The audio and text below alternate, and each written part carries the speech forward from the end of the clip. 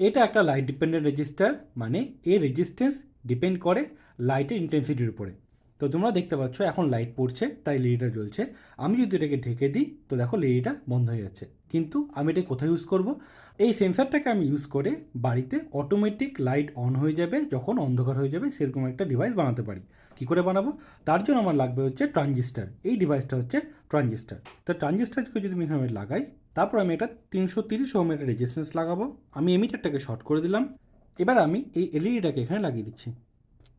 এই যে এলডিআরটা আছে, এই এলডিআর থেকে আমি ইনপুটটা নেব, দিয়ে আমি ট্রানজিস্টারে বেসে লাগাবো। এবার দেখতে পাবে যখন আমি ট্রানজিস্টারে বেসে ইনপুটটা দেবো তখন এটা অফ হয়ে যাবে।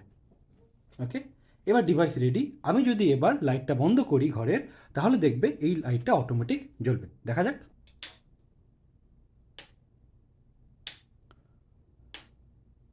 তো এইভাবে তোমরা একটা এলডিআর দিয়ে অটোমেটিক লাইট অন অফ করতে পারো।